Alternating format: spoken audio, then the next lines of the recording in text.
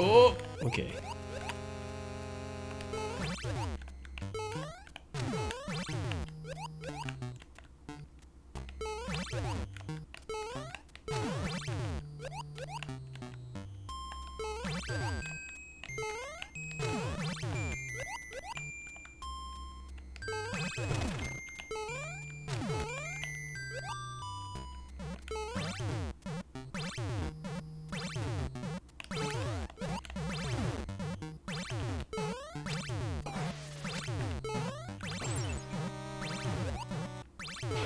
Pog.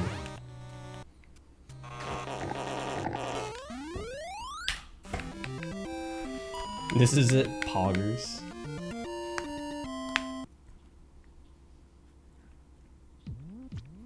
There we go.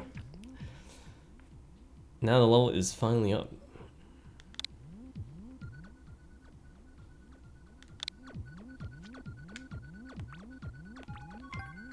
I forget what I tag these. I think it's these two.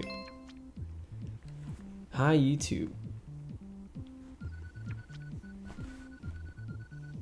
23 minutes easy level. I mean, these single player routes are supposed to be a challenge, but they're also not supposed to be insanely hard.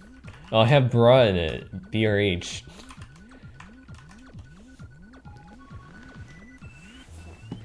I mean, I wanted this to take me around half an hour, so 23 minutes is good. So it's a little easier than I wanted it to be.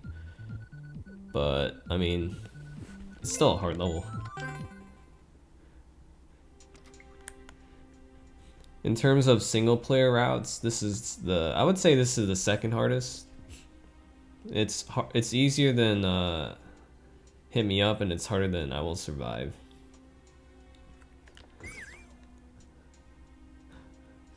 But the thing is, with this theme, it's so much harder to do with single player, because when you're trapped in a block, you need something else to untrap you. You don't have another player, so you need either a shell or a thwomp or something.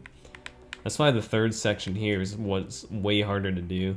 So I needed the shell to untrap me. That's why we have one-way gates, and then right here we need the Goomba to hit a no block, which you can't see.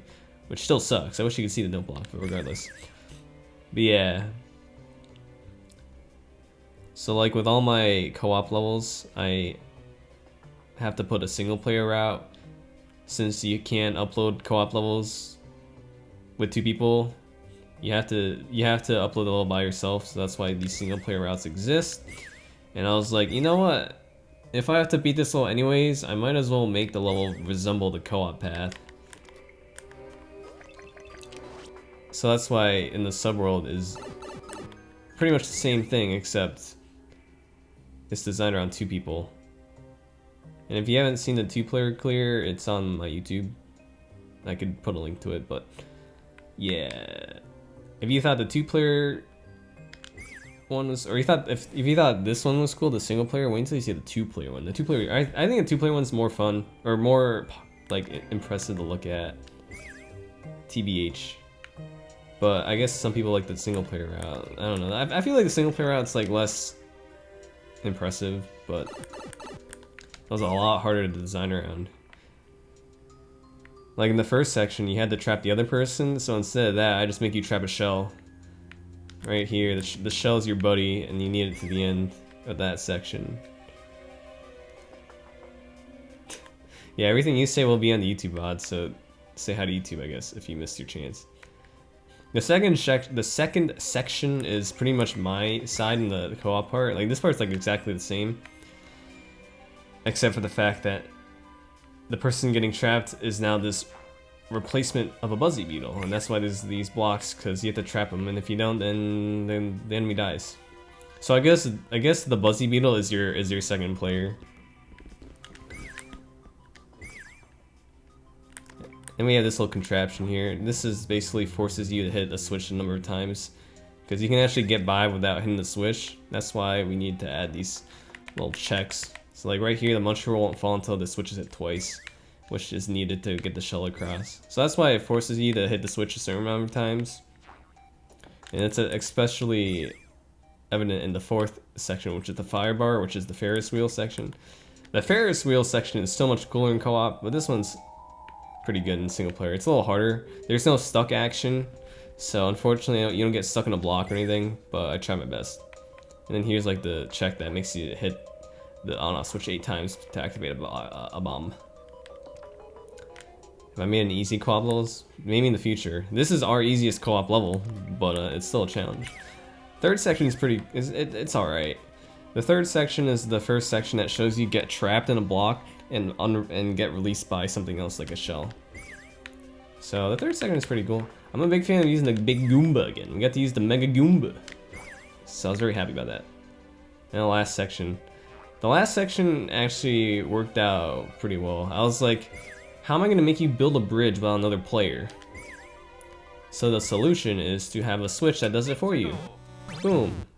Boom. Boom.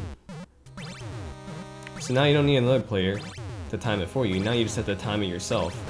And I made it so that the timings work out. Which is why there's a conveyor there, because it has to be precisely timed. Like, this only works if you get to the donut platform, or that 2x2, you have to get there early. So that way the donut platform falls earlier, and it'll time pretty well for the icicle too. Tones got replaced by a shell. That's what happened. So that way you can't just, you know, get across. You have to be in these specific sections to activate things. Like this thwomp won't activate, this donut block which will fall unless you're up here. This icicle won't activate unless you're near it, and the only way to be near it is up here, because otherwise it's just death below. And then same thing here, the Buzzy Beetle won't fall unless you're near it, and the only way to be near it is to be trapped here.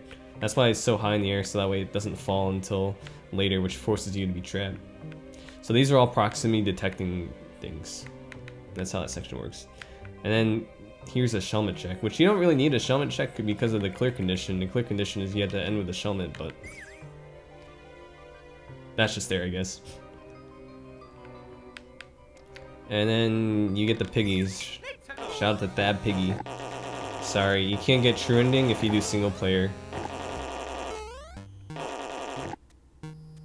If you want true ending, you gotta do co-op.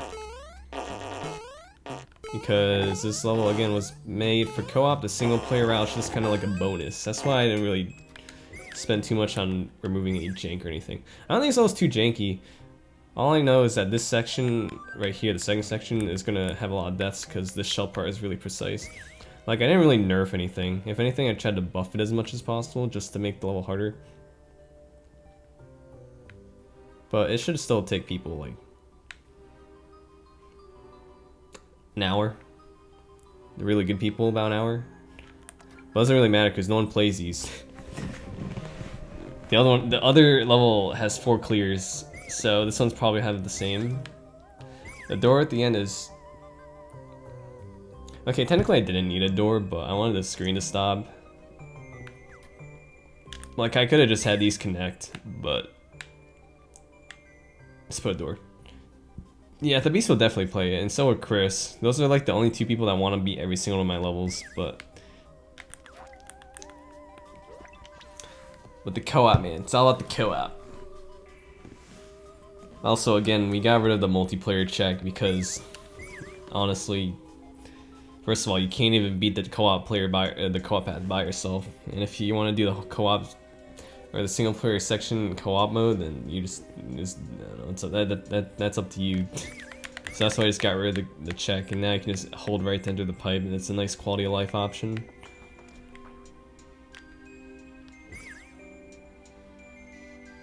That's basically the level. Not too bad, 23 minutes.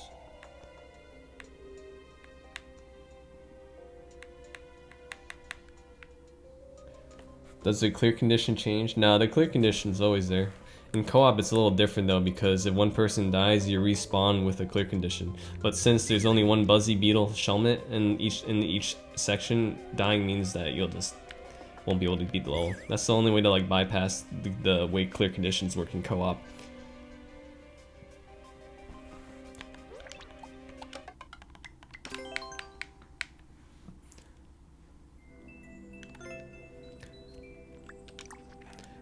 Again, all these levels are on my alt account.